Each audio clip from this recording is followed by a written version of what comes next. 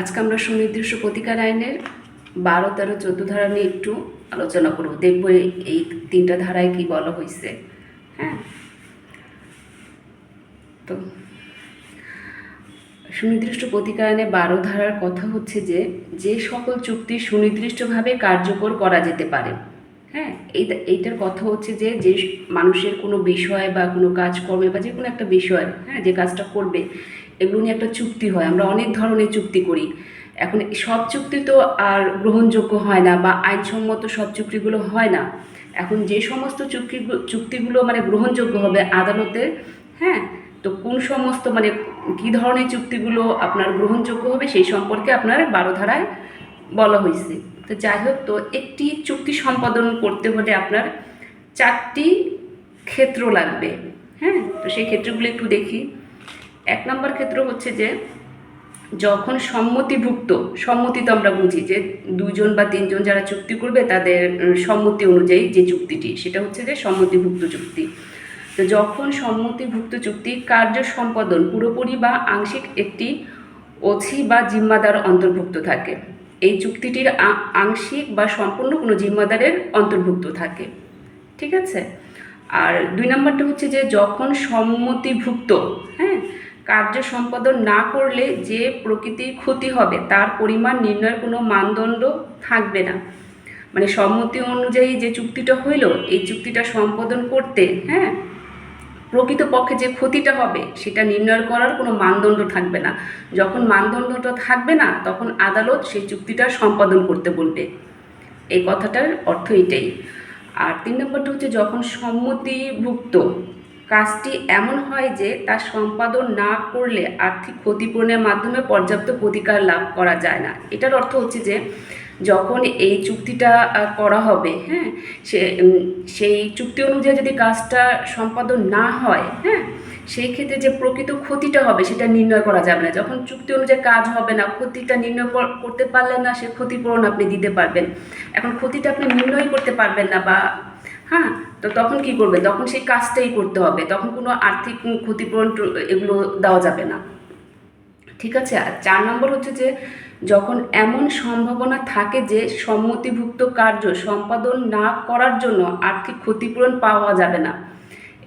এটার কথার অর্থ হচ্ছে যে যখন এই কাজটাই এই চুক্তি অনুযায়ী যখন কাজটা করবেন, বা করা যাবে না, সেটা না করার ফলে অপর পক্ষ থেকে কোনো আর্থিক ক্ষতিপূরণই পাওয়া যাবে না।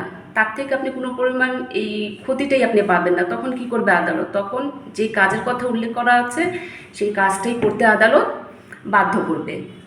হ্যাঁ, তো চুক্তি বলবৎযোগ্য করতে হলে, বলবৎযোগ্য হচ্ছে সম্পাদন, চুক্তি অনুযায়ী কাজ সম্পাদন করতে হলে 3টি বিষয় বিবেচনায় নিতে হবে। আদালত 3টি বিষয় কি করবেন? তার বিবেচনায় নেবেন।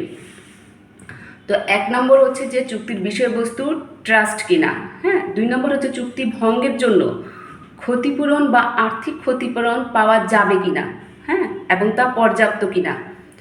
ঠিক আছে। আর চুক্তির বিষয়বস্তুর স্থাবর সম্পত্তি কিনা। বিষয়বস্তু যদি স্থাবর সম্পত্তি হয়, হ্যাঁ, তাহলে চুক্তিটা বাস্তবায়ন করার জন্য আদালত বলবে। আর অস্থাবর সম্পত্তি হলে তো সেটা আপনি ক্ষতিপূরণ দিতেই পারবেন। তখন কি করবে? যে এটা কাজটা হচ্ছে না, ঠিক আছে, তুমি তাকে ক্ষতিপূরণটা দিয়ে দাও। আর 12 ধারায় চুক্তি সুনির্দিষ্ট বলবৎকরণের জন্য যে মামলাটা করবেন, এই চুক্তিটা তো হইল না, চুক্তি অনুযায়ী তো আপনার কাজটা হইল না, তখন কি করবেন? আপনি তো আদালতে যাবেন, আপনি তো মামলা করবেন। তখন এটা কি করতে হবে? একটা কোর্ট ফি দিতে হবে। সেই কোর্ট ফিটা কতটুকু দিবেন? সেটা হচ্ছে যে আপনার মূল্যর আনুপাতিক হারে আপনি কোর্ট ফি দিবেন বা অ্যাড ভ্যালোরাম কোর্ট ফি দিবেন। এই কোর্ট ফিটা আপনি দিবেন। এখন আপনি মামলা কত দিনে করবেন? এটা হচ্ছে সেই তামাদি আইনের 113 অনুচ্ছেদ অনুযায়ী 1 বছরের মধ্যে আপনাকে মামলা করতে হবে। এখন এই 1 বছরটা আপনি কিভাবে করবেন? যখন চুক্তিটা অস্বীকৃত হবে, যে পক্ষটি অস্বীকার করবে, তখন থেকে আপনার তামাদি মেয়াদ গণনা, তখন থেকে আপনি 1 বছরের মধ্যেই আপনাকে মামলা করতে হবে। 1 বছর পরে গেলে আপনার আপনার কোনো ফল পাবেন না। যেহেতু আপনার তামাদি মেয়াদটা শেষ হয়ে যাবে, তো আপনি কিভাবে কি পাবেন? যাই হোক, তো এখন হচ্ছে যে 13 ধারা। 13 ধারার কথা হচ্ছে যে যে চুক্তির বিষয়বস্তু আংশিকভাবে বিলুপ্ত হয়েছে, যে চুক্তির বিষয়বস্তু আংশিকভাবে বিলুপ্ত হয়েছে, এটার মানে হচ্ছে যে যখন আপনি চুক্তিটা করছেন তখন তো আপনার সম্পূর্ণ ছিল সেই বিষয়বস্তু, তো মাঝখানে কী হলো, আংশিকভাবে বিলুপ্ত হয়েছে। এই ক্ষেত্রে আপনি কি করবেন? হ্যাঁ, এক্ষেত্রে হচ্ছে যে চুক্তি অনুযায়ী কার্য সম্পাদনের সময়, চুক্তি অনুযায়ী কার্য সম্পাদনের সময় তা আংশিকভাবে বিলুপ্ত হওয়ার কারণে চুক্তি অনুযায়ী কার্য সম্পাদন পুরোপুরি অসম্ভব হবে না। এটা মিনিং হচ্ছে যে যখন আপনি চুক্তিটা করছেন তখন তো বিষয়বস্তু সম্পূর্ণ ছিল, এখন কিছুটা আংশিকভাবে বিলুপ্ত হয়েছে, এই কারণে যে আপনার চুক্তিটা বা কাজ করবেন না এমন না, আপনি করতে পারবেন।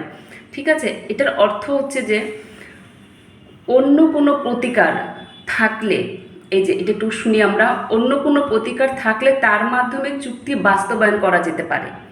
হ্যাঁ, সেটা হচ্ছে কিভাবে, যতটুকু আপনার বিলুপ্ত হয়েছে তারপরে যে কাজটুকু আপনি করবেন সেটা আপনি করতে পারবেন। এখন যতটুকু আপনার ক্ষতি হয়েছে সেটা কিভাবে সেটা পূরণ করে দিবে, সেটা হচ্ছে যে আর্থিক ক্ষতিপূরণের মাধ্যমে ওই ওই কাজটুকুর জন্য যেটুকু আপনার ক্ষতি হলো আর্থিক ক্ষতিপূরণ দিয়ে দিবে অপর পক্ষ। হ্যাঁ, আর হচ্ছে ক্রয় মূল্য পরিশোধ করে। ঠিক আছে, একটা উদাহরণ আমরা একটু দেখি যে আসলে উদাহরণে কি বলা হয়েছে। হ্যাঁ, তো ক নামক একটি ব্যক্তি 1,00,000 টাকায়, ক নামক একটি ব্যক্তি 1,00,000 টাকায় ক্ষয়ের নিকট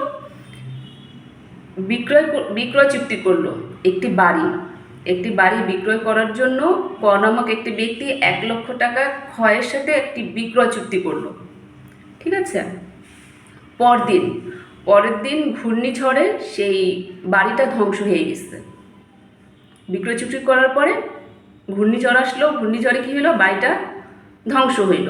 এখন এই ক্ষেত্রে খকে চুক্তির ক্রয় মূল্য পরিশোধ করতে বাধ্য করা যেতে পারে। ঠিক আছে,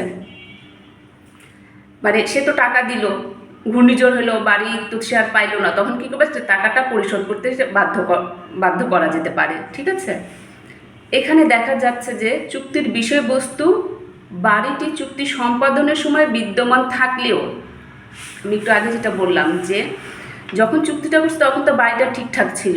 হ্যাঁ, পরবর্তীতে কী হলো, চুক্তি বাস্তবায়নের আগে যখন চুক্তি করছে তখন বাড়ি ছিল, এখন যখন সেটা বাস্তবায়ন করবে তার আগে ঘূর্ণিঝড়ে ধ্বংস হয়ে গেছে, একটা ঘূর্ণিঝড় আসলো, বাড়িটা ধ্বংস হয়েছে। হ্যাঁ, চুক্তির বিষয়বস্তু ধ্বংস হওয়ার কারণে 13 ধারা অনুযায়ী ককে ক্রয় মূল্য প্রদানের মাধ্যমে খকে চুক্তিতে তার আংশিক কার্য সম্পাদনের জন্য করা যেতে পারে।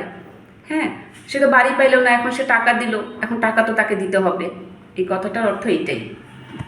আর 14 ধারা বলা হয়েছে যে যেখানে অসম্পাদিত অংশ তো আমরা বুঝি যে কাজটুকু করা যাবে না, সম্পাদন করা যাবে না, যে যতটুকু কাজ, যে কাজটা সম্পাদন করা যাবে না, তো যেখানে অসম্পাদিত অংশ, হ্যাঁ, সামান্য অংশ থাকে, যে এই কাজটা করা যাবে না সেই পরিমাণটা সামান্য, সেক্ষেত্রে অংশবিশেষ সুনির্দিষ্টভাবে সম্পাদন। এই 14 ধারার অর্থ হচ্ছে যেখানে যে একটা চুক্তি হলো, এই চুক্তিতে যে পরিমাণ কাজটা করা যাবে না সেটা মানে খুব কম পরিমাণে, হ্যাঁ, সেই ক্ষেত্রে কী করা যাবে সেটাই। এই ক্ষেত্রে যে কোনো পক্ষের মামলার প্রেক্ষাপটে অপরপক্ষ তো ওই কাজটুকু করতে পারবে না, তাহলে যে পক্ষটা মামলা করবে, মানে বাদী যে মামলাটা করবে, তখন বাদীকে আদালত কি প্রতিকার দিবে সেটাই। যতটুকু অংশ অসম্পাদনযোগ্য, মানে ওই যে সামান্য পরিমাণ যে কাজটা করা যাবে না, ওইটা তো অংশটা কম, সেটার জন্য আদালত কি করবে, তাকে একটা আর্থিক ক্ষতিপূরণ দিবে।